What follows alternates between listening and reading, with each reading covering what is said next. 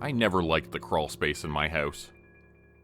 It's dark, full of spiders, smelling of mildew and rotting wood. The ceiling is low and it makes me feel claustrophobic whenever I go down there.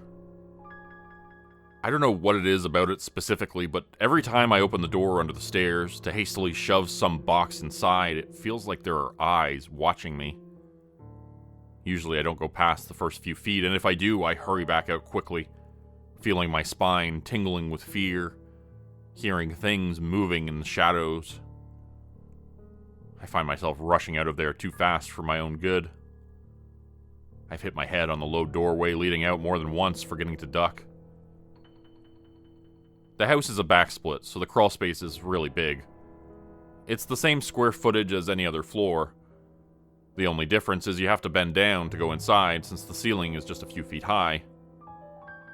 Yesterday, I had to call a cable guy to come over and hook up a line in my bedroom. The man said he had to go down to the basement to see the connections. He took a quick look at everything and told me the fastest option would be to run a line through the crawl space, then fish a line up the wall from the east end of the house to where the bedroom was located. I told him to go ahead, since he seemed to know what he was doing. Then I went back upstairs to work on my laptop, hoping his fiddling with the connections would be minimal so I could stay online. After a while, I heard his drill and figured that meant he was starting his work. I put my headphones on for a Zoom meeting and let him do what he had to do. I've never been the type to watch service people over their shoulder when they're doing a job. The meeting went longer than expected, and I forgot about the cable guy. Until I got upstairs and saw he hadn't finished the job like he was supposed to. There was a hole in the wall, but no cable and no box. I went down to the basement and looked around for the guy, but he was nowhere to be found. Peeking my head into the dark crawl space, I tried to see if he was still in there, fishing the cable line. I called out his name, but there was no response. Still, I got that feeling like someone was watching me from the crawl space. Hairs stood up on the back of my neck, and I tried to ignore that sensation, but it was difficult. He must have just knocked off early, I thought to myself. It was late in the evening, after all. He would probably come back to finish the work tomorrow. That's when I remembered I had his number, so I could easily text him and ask what had happened. I thought about calling, but this just seemed easier. I sent him this message. Hey, I'm the customer at the house on Everest. Are you coming back to finish the job? I didn't hear you leave, I was on a Zoom call. After waiting for a while for his response, I gave up on the guy, thinking he had turned off his phone for the evening. I went back to my office and continued on a project I had been caught up in. My work went on late into the night, and it was 3 a.m. by the time I finally finished up and went to bed. As I walked towards the bedroom, I thought I heard a sound from below the floorboards, like someone's fingernails dragging across the floor, like someone trying to grab hold of something, anything to stop from being dragged deeper into the shadows. No. Best not to think of those things before bed. I ignored the sounds and got in beneath the covers, putting in my earplugs so I wouldn't hear them anymore. It was just a raccoon or a squirrel, I told myself. Not a cable guy being murdered or buried alive. Closing my eyes, I tried to think of anything else, but failed. Eventually, I drifted off into sleep. My dreams were uneasy and full of vivid nightmares, each one more terrifying than the last.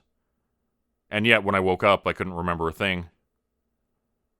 I was making breakfast when I heard the sound again. It was coming from beneath me in the crawl space. I procrastinated for a few minutes before settling on what to do. Then I put on my jeans, a long-sleeve shirt, boots, and a pair of thick gloves.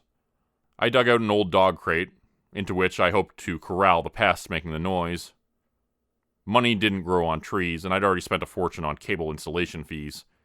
This would have to be a DIY effort. I went down to the basement and took a long look at the door leading into the crawl space. My hands were shaking, and my breath was coming fast and ragged as I thought about going in there. That scratching, dirt-turning noise came again, louder this time, and I steadied myself. Then I reached for the doorknob and turned it. Suddenly the sounds from within the crawl space stopped. Whatever it was, it sounded briefly like a shuffling movement, like something crawling along on the ground, digging claws into the loose dirt. Hello? I called into the dark space. There was no answer. There was a bare light bulb hanging from the ceiling about 8 feet in. It was one of those simple fixtures attached to a chain, which you pull to make the light come on. It looked so close. I took a deep breath and exhaled steam, indicating the crawlspace was for some reason much colder than the rest of the house. That should have been a clue, but I didn't think about it until later. Ducking my head down, I told myself to stop being so nervous. That spine-tingling sensation returned as I felt eyes on the back of my neck again. Trying to ignore it, I rushed those final few steps towards the light bulb. All of my instincts were telling me to run now, as if something were creeping up behind me in the darkness, but I tried to ignore that sickening feeling. I reached my hand up desperately, groping for the chain to illuminate the darkness, but I couldn't find it at first. The room was pitch black. Looking back, I saw the door was creaking shut behind me as if blown by a strong wind, but it had never done that before. It slammed closed suddenly, making a loud noise and causing me to jump, hitting my head on the ceiling. Damn it, ow! Finally, my hand caught hold of the chain and I pulled it down. The light came on brightly, blinding me for a second, and then an instant later the light bulb burst, the hot glass shattering everywhere and bouncing off my closed eyelids as I flinched backwards. When I opened my eyes, I saw the crawlspace was drenched in darkness once again.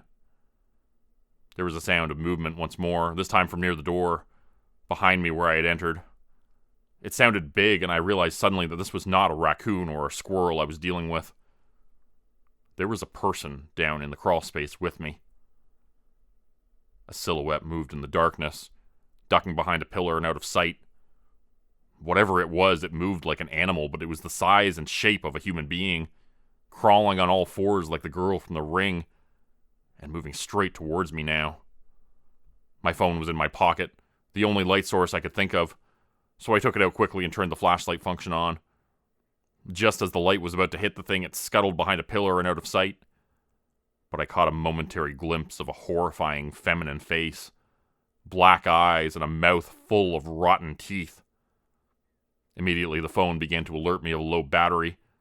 Of course, the one time I'd forgotten to charge the damn thing overnight. My heart was pounding now after seeing what I was up against. Not a rat or a squirrel, but a thing with pale skin and long, black hair obscuring its features.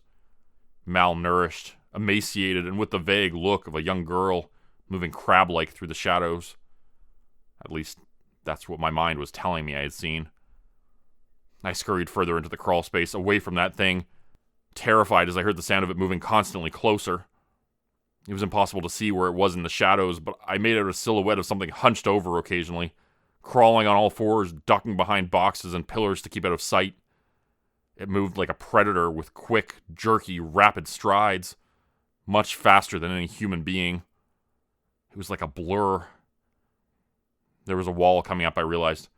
I didn't have much more space to maneuver. The thing was closing in on me, and I had to come up with a plan. But before I could think of anything, I tripped over a lumpy pile. I thought it was a bunch of clothes at first, until I looked down and saw more details in the light of my phone. It was the cable guy. His face was slack and his jaw hung down. A puddle of blood was leaking from his mouth, and several dozen stab wounds could be seen on his chest and abdomen. A large drill was clutched in his hand, as if someone had snuck up on him as he was working. The cordless drill had a massive bit attached to it, at least 2 feet long. I picked it up and tested the trigger. It whirred to life, making a loud noise. "Come any closer and I'll drill your face!" I screamed at the thing in the crawlspace. The scurrying sounds kept coming, drawing nearer and nearer, until eventually I could hear a movement from right beside me, and I felt a cold hand grip my ankle and squeeze. I screamed, pulling away with every ounce of strength I had, but the creature was strong.